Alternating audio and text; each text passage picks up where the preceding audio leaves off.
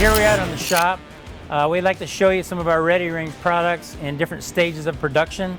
We're standing in front of a 40-foot front section of a 120-foot Ready Range that's getting ready to be delivered to a private customer. This front section is 99% complete here at the shop.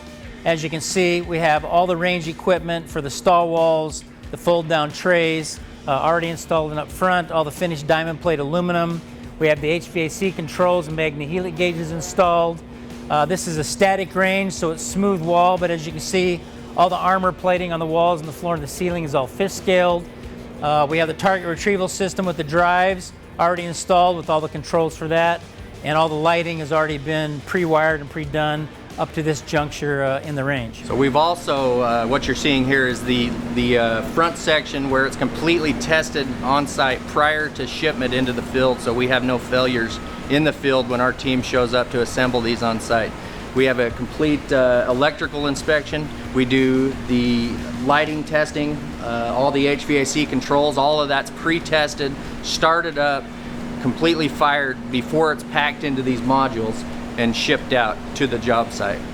So we're going to move to the center section and show you what that looks like, and then the rear, so you get an idea of the different components that are pre-built here in Las Vegas, shipped to the customer, and then assembled together to create a complete 120-foot rifle-rated Ready Range.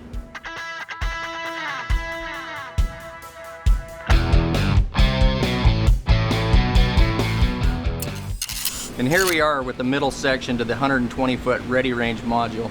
As you can see, this is the section that we actually packed the ductwork, the flashing, and all the other miscellaneous componentry. It gets packed inside of this module along with the pre-tested HVAC unit, which sits here on the end. When this module shows up on site, we pull the pre-packaged, pre-sealed end caps off, remove all of this componentry out of here so that we can be craned up and assembled on the roof of the modules on site.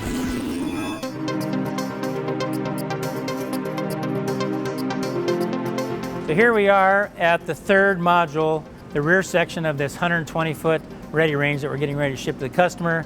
And as you can see, this is the end section with the bullet traps. Bullet traps are completely installed. Here again, everything is plated, lined, all the electrical's done. All we have is the electrical junction boxes that need to be made up once the system's installed, when it's bolted together. The Sonix is installed, target retrieval system rails installed. And we're prepped here to pack and assemble more componentry. More of the ductwork actually ships inside this module to the site, and then it's as well pulled out and assembled on the roof prior to complete installation. So now let's go around to the rear and we'll show you what the bullet traps look like. So here we are at the rear of the Ready Range, and we want to show you our SRI bullet trap.